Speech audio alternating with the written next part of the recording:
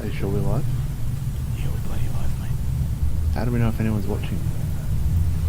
Shut up, the show's about to begin. Okay, sorry. Here we go! Yes!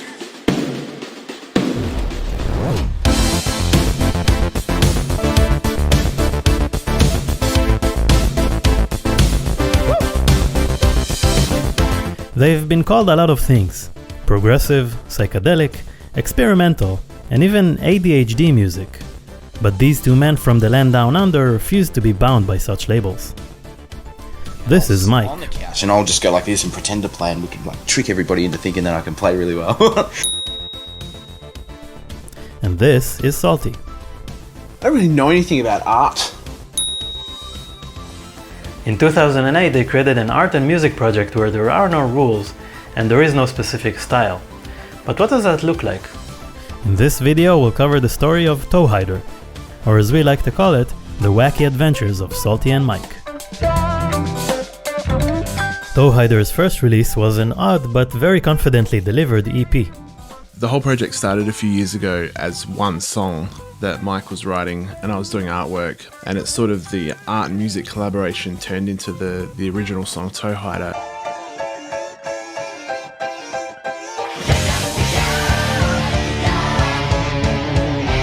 The title song drew influence from Queen, whereas the other tracks drew from Dream Theater,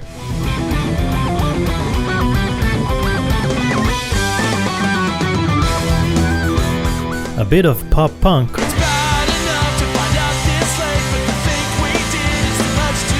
and even a bit of folk.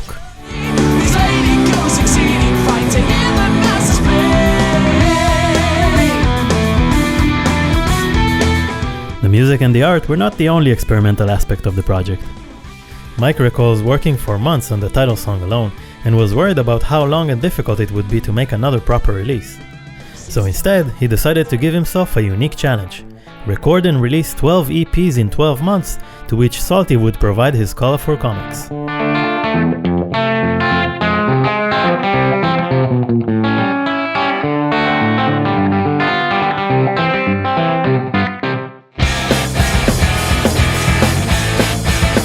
Between their off-kilter artwork and highly unusual song titles, they clearly weren't taking themselves too seriously.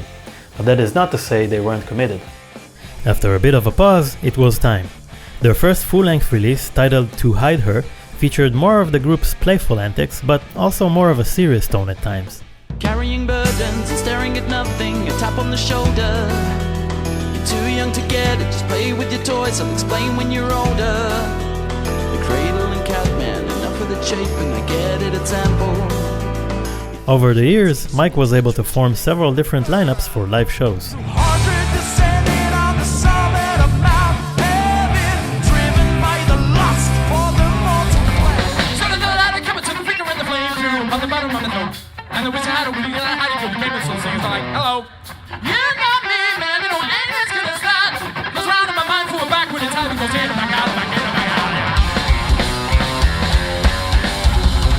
Eventually, their music caught the ears of Arjen Lucassen, mastermind of the collaborative project Ayreon. The Dutchman invited Mike to participate in his production and sing alongside the singers of Dream Theater, Symphony X, Nightwish, Blind Guardian, and many others. Mike's own character, a human-loving robot named TH1, was eventually featured on the album The Source.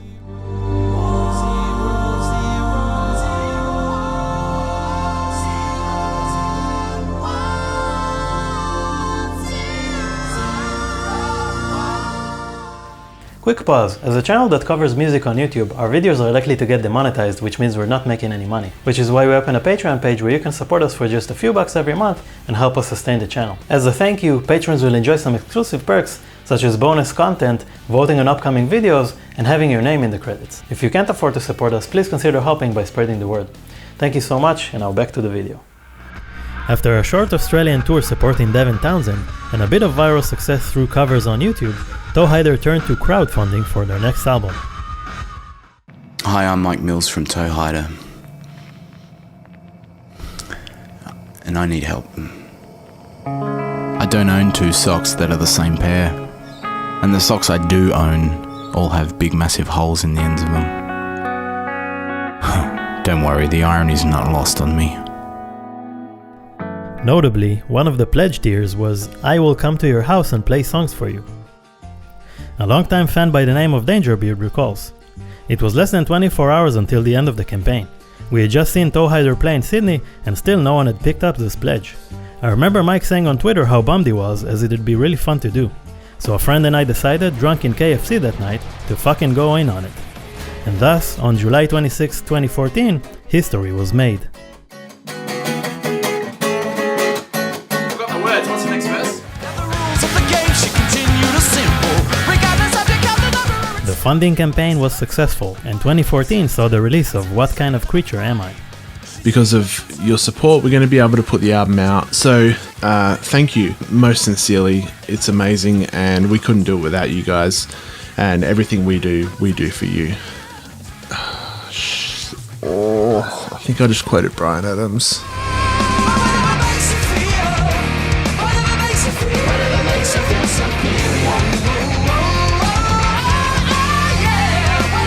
Toehider's next effort was 2017's Good, which featured two of their biggest all-time hits, one being the contemplative How Do Ghosts Work, I swear to you, I'll try harder tomorrow.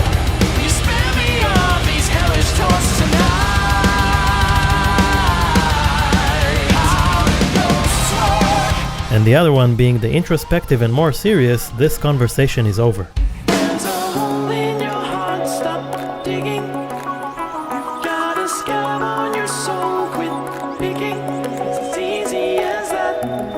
If you're feeling off track, just get back on track again. Throughout the album, the music continues to be spectacularly hard to pin down stylistically. It's so thick.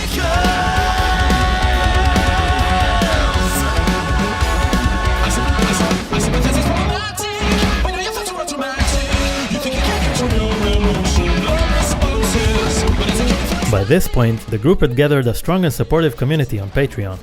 To honor their backers, Toehider invited them to participate in yet another experiment.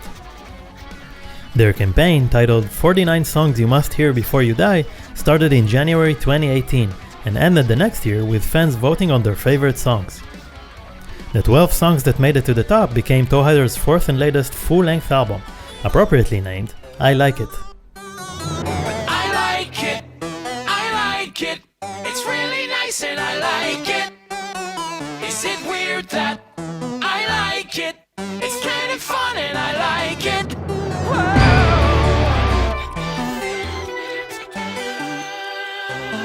Their most well-rounded release to date, the album opens with the extravagant Go Full Bore.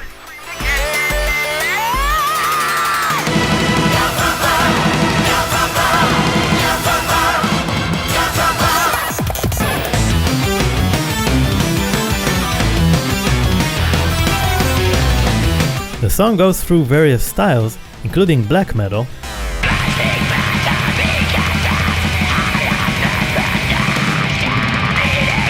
European power metal,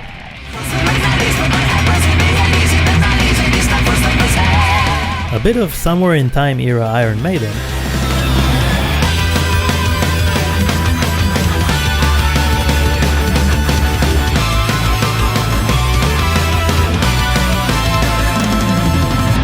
and of course, Sonic the Hedgehog, because why not?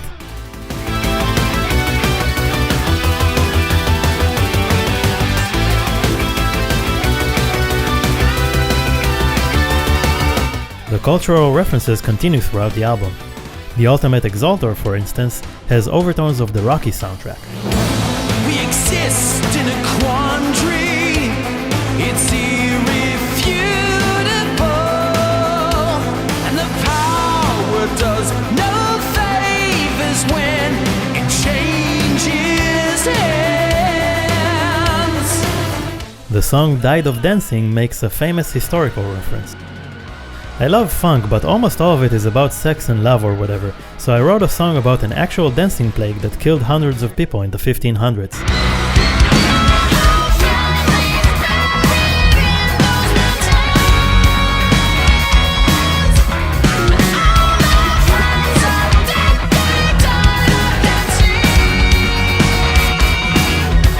The album also pushes Mike's boundaries to new levels.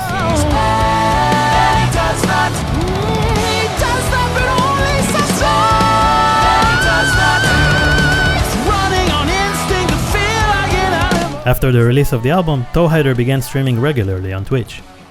On their streams, you can hear Mike playing originals and covers and watch Salty working on new artwork at the same time.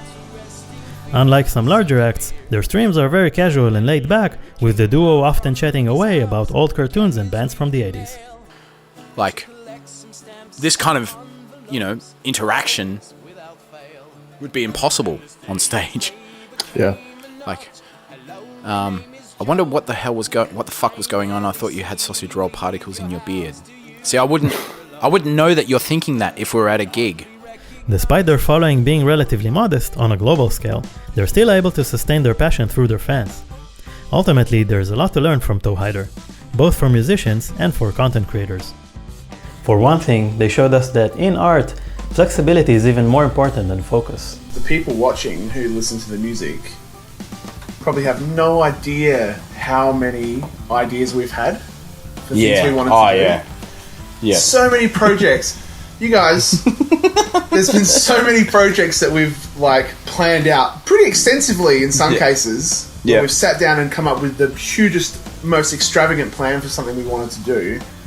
Yeah. And before we even start doing it, we've come up with something else and we'll go do that instead. Exactly. We also learned that throwing things at the wall and seeing what sticks can be good practice, and it definitely helps when your stuff is extra sticky. Never be too precious with your ideas, thinking that this idea is going to launch your career or this song is going to make you $1 million. And finally, we learned that a very close relationship with your audience goes a long way, sometimes even into their living rooms.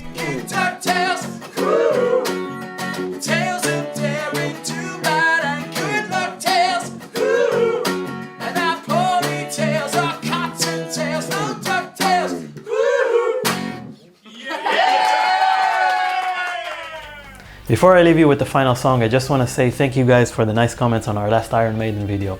Go watch it now if you haven't yet. Also, what did you think of this video? And what did you think of Toehider?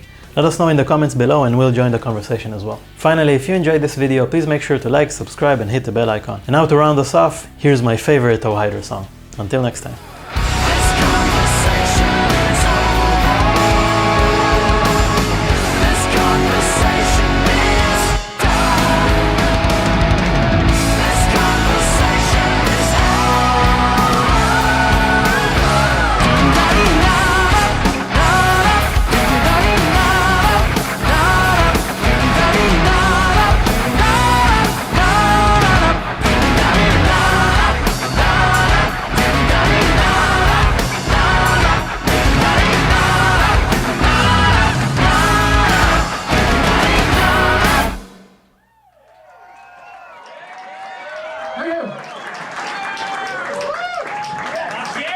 I saw a guy in the front row here singing along to the chorus, so that's good for a song that nobody's ever heard before. Means either it's a good song or it's really predictable. Why do you draw so many mushrooms? Is it because, we're notorious for being these anti-drug guys, and so it's kind of like this artistic statement that you're moving, because of so many mushrooms are in there, then this is, your artwork in a sense is your drug in a way? Or is it simply because you think mushrooms are maybe a sort of this fantastic, sort of slightly perverse, kind of strange thing? I mean, what's your stance on what mushrooms represent to you? Penis.